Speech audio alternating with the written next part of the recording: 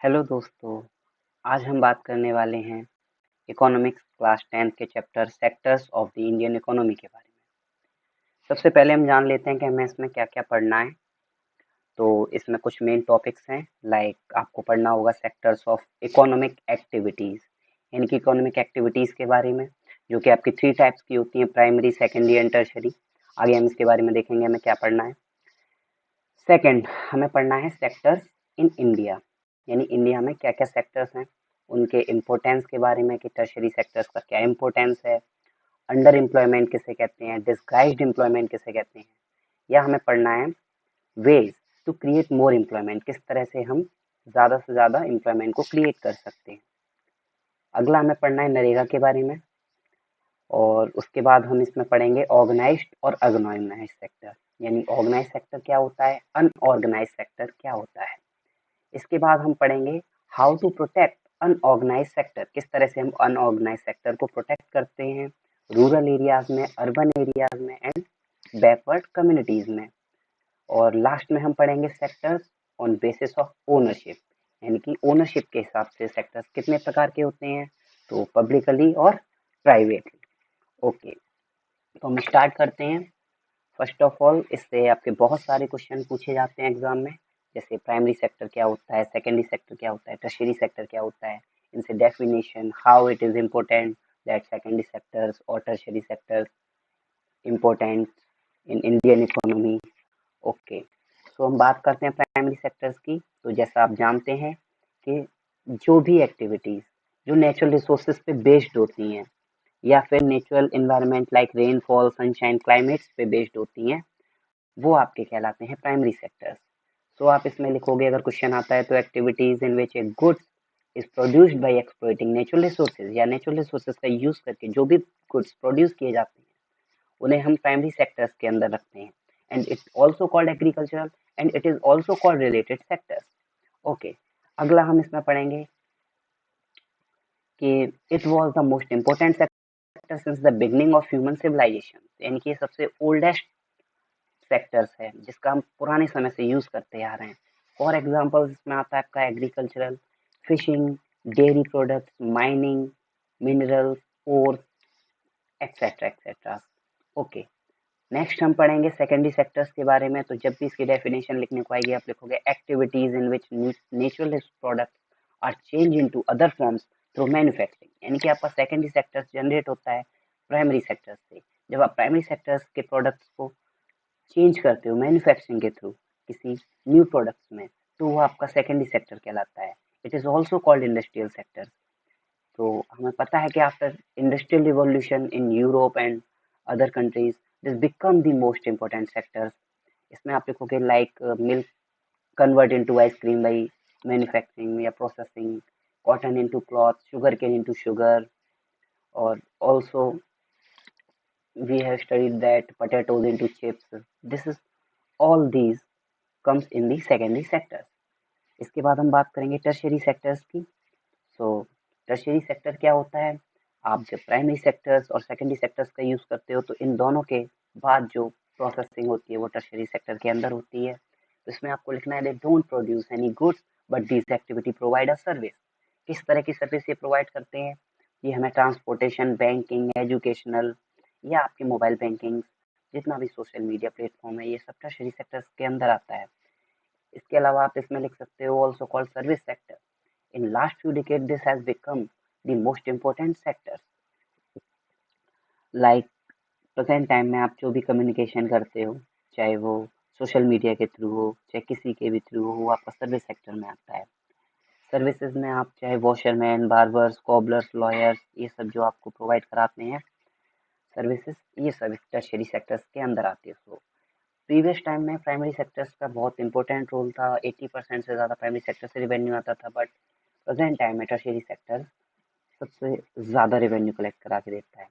इसके बाद हमसे एक क्वेश्चन पूछा है कि is all the sectors are linked और इंटरकनेक्टेड, यहाँ क्वेश्चन मार्क लगाना भूल गया हूँ मैं, क्या सभी सेक्टर्स एक दूसरे से लिंक्ड इंटरकनेक्ट हैं, तो यस, इसका आंसर है यस। कैसे, वो मैं आपको बताता हूँ। लाइक आपका कॉटन प्रोड्यूस होता है प्राइमरी सेक्टर के थ्रू, जो कि आपका एग्रीकल्चर से आता है, कॉटन प्लांट से आता है, और इसको कन्वर्ट किया जाता है सेकेंडरी सेक्टर्स में, जो कि आपका इंडस्ट्रीज में होता है। तो सेकेंडरी सेक्टर्स यानी मैन्युफैक्चरिंग जितनी भी होगी वो आपके सेकेंडरी सेक्टर्स में आएगी। इसके बाद ये जब मार्केट पहुंचता है तो उसके लिए हमें मीन्स ऑफ ट्रांसपोर्टेशन की ज़रूरत पड़ती है, कि आपके घर तक पहुंचता है तो हमें अमेजन, फ्लिपकार्ट जैसे ऑनलाइन शॉपिंग की ज़रूरत होती है, तो ये आपका टर्शरी सेक्टर्स के अंदर आएगा। तो अगर आपसे क्वेश्चन पूछा जाता है कि is all sectors are linked और इंटरकनेक्टेड, या आपसे क्वेश्चन पूछ सकता है कि all the sectors are interdependent to each others, तो आप इसके बारे में ये लिख सकते हो और इसका एग्जाम्पल दे सकते हो। नेक्स्ट हम बात करेंगे जीडीपी के बारे में। जीडीपी जिसको हम बोलते हैं ग्रॉस डोमेस्टिक प्रोडक्ट, ये जीडीपी क्या होता है? तो जीडीपी जो है वो फाइनल गुड्स और सर्विसेज होते हैं जो कि एक कंट्री के अंदर प्रोड्यूस होते हैं। सो आप लिख सकते हो GDP is the value of all final goods and services produced with in a country, and GDP shows how big an economy is a country. India के अंदर GDP is calculated by central government ministry.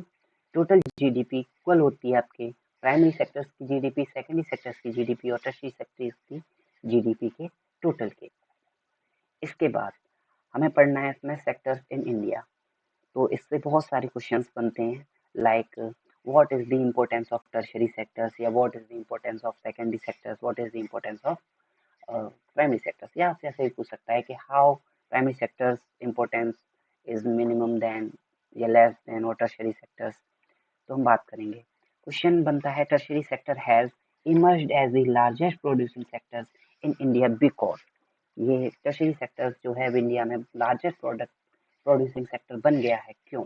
जबकि पहले तो primary sector हुआ करता था। तो इसका आंसर है government has developed hospitals, schools, courts, banks, police, army, etc., which are basic needs of country and are part of tertiary sectors। तो इन सब के डेवलपमेंट के साथ ही टर्शरी सेक्टर्स जो है वो इम्पोर्टेंट सेक्टर बन चुका है। So development in primary and secondary sector has led to development of tertiary sector as they are interdependent. तो मैंने आपको पहले ही बताया था कि प्राइमरी और सेकेंडरी सेक्टर्स के पास दोनों से जो प्रोड्यूस होता है उसको आपके फैमिली तक पहुंचाने के लिए, उन चीज़ों को यूज़ करने के लिए हम जिस सेक्टर का यूज़ करते हैं वो आपका टर्शरी सेक्टर है। लाइक आप बैंकिंग के लिए किसी के लिए भी फ़ोन पे इस तरह की चीज़ों का यूज़ करते हो, या आपका टर्शरी सेक्टर में आता है। इसके बाद हम बात करेंगे rise in income level of people has increase the demand of eating out, shopping, movies, tourism, which are the part of tertiary sector. यानी कि चाहे आपको खाने के लिए ऑर्डर करना हो, शॉपिंग करनी हो, मूवीज जाना हो, टूरिज्म जाना हो, ये सब आपके टर्शरी सेक्टर के अंदर आता है। इसके बाद new services based on information and communication which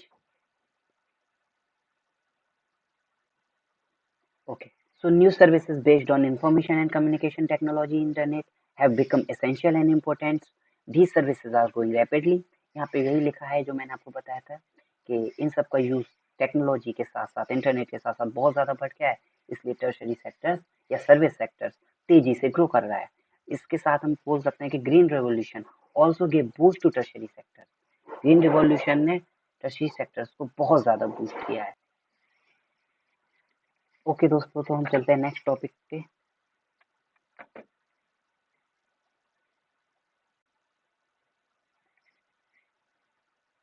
okay, next topic. तो नेक्स्ट टॉपिक है आपका under employment and disguised employment. तो ये क्या होता है? तो जैसे कि मैंने आपको पहले, सॉरी आपको नहीं बताया बट मैंने पढ़ा है, when more peoples are working then is needed, this situation is called under employment और डिस्गाइज्ड एम्प्लॉयमेंट। मीन्स जब किसी जगह पे अगर किसी पर्टिकुलर प्लेस पे दो लोगों की जरूरत है और वहाँ पे दो से ज्यादा मेंबर्स हैं, जो कि वेस्ट उनका जो भी उनकी वर्किंग है वो वेस्ट हो रही है, जबकि उस काम को दो लोग कर सकते हैं, उससे ज्यादा लोग कर रहे हैं। तो इस तरह का जो एम्प्लॉयमेंट होता है वो डिस्गाइज्ड एम्प्लॉयमेंट होता है। तो जैसे कि हमने देखा है कि फार्मर जो है एक फार्मिंग प्लेस पे पूरी की पूरी रूरल एरियाज में फैमिलीज के मेंबर्स, अगर एक लोग वहाँ पे क्रॉप कर कल्टीवेशन कर सकता है, लेकिन फिर भी पूरी फैमिली वहाँ पे मिलके वर्क करती है।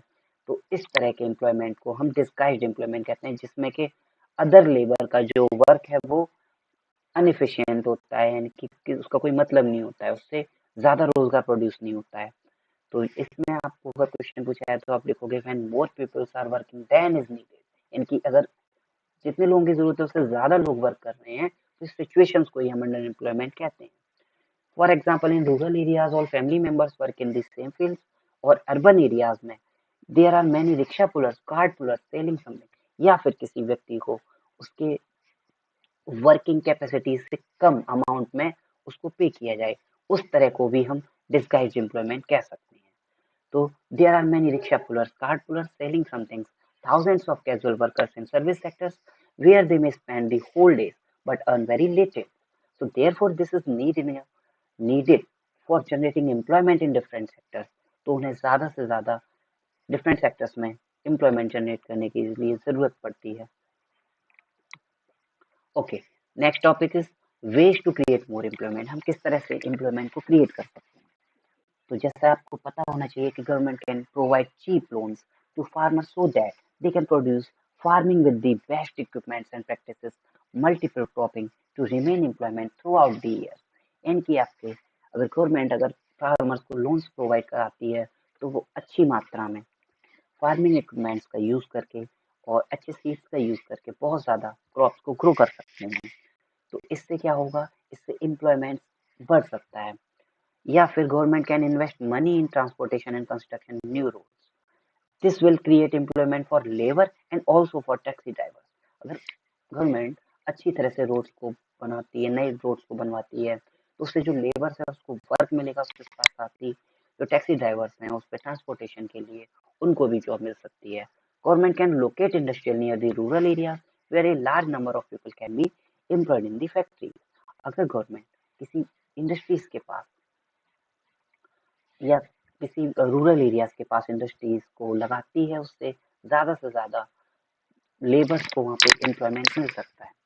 इसके बाद इसमें लिखा है only 52% children go to school, it is more are constructed, teachers are appointed, so it can create more than 20 lakhs jobs।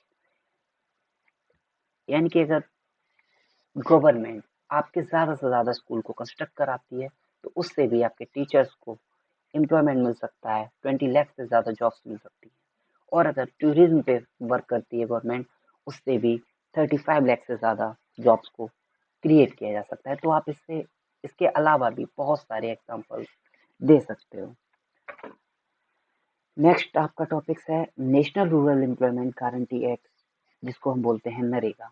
यहाँ पे ये ब्रैकेट था, इनरेगा नहीं है, नरेगा है। ओके, तो दोस्तों मैं आगे बढ़ने से पहले आपको बताना चाहूँगा कि जितने भी टॉपिक्स मैंने कराए इनसे आपके एग्जाम में क्वेश्चन पूछे जाते हैं, और हर एक टॉपिक्स आपका एक तरह का क्वेश्चन ही है। लाइक आपसे पूछा जाता है डिफाइन द नरेगा या what is the national rural employment guarantee act. So what is NREGA मैं आपको बताता हूँ। नरेगा, जिसका नाम बदल के मनरेगा कर दिया है, इसका फुल फॉर्म होता है Mahatma Gandhi national rural employment guarantee act, जो कि पहले था आपका नरेगा। तो नरेगा को 2005 में चेंज करके इसका नाम मनरेगा कर दिया। It comes under NREGA all those it need to offer guarantee 100 days of employment in years by government. यानी गवर्नमेंट आपको गांव के अंदर 100 डेज की जॉब्स प्रोवाइड की गारंटी देती है और 100 डेज एम्प्लॉयमेंट की गारंटी देती है। अगर इन केस आपको वर्क नहीं मिलता है या गवर्नमेंट आपको 100 डेज वर्क प्रोवाइड नहीं भी कराती है, तो भी वो आपको उस मंथ के लिए या उस ईयर के लिए कुछ ना कुछ आपको मनी वो प्रोवाइड कराएगी, जिससे कि आप अपना लिवलीहुड चला सकें। If the government fails to provide the employment it will give in unemployment allowances, जिसको कि अलाउंसेस के रूप में देखा जाता है। It is now 625 district and it also refers to as right to work, और लगभग आज ये 625 से ज़्यादा डिस्ट्रिक्ट में अवेलेबल है, और ये आपको वर्क प्रोवाइड कराता है, राइट टू वर्क की गारंटी देता है। अगली हम बात करेंगे ऑर्गेनाइज्ड एंड अनऑर्गेनाइज्ड सेक्टर्स की। So what is organised sector? Organised sector क्या होता है? तो ऑर्गेनाइज्ड सेक्टर जो होता है वो गवर्नमेंट के द्वारा रेगुलेटेड होता है, और इसमें आपके वर्क की गारंटी होती है। आपको विदाउट रीजन कोई भी वर्क से निकाल नहीं सकता है, और साथ साथ ही आपके भविष्य के लिए भी फंड्स प्रोवाइड कराती है। तो इसको हम पढ़ते हैं, क्या हमें लिखना है इसमें? Organized sector enterprises are registered by government and have to follow all the rules.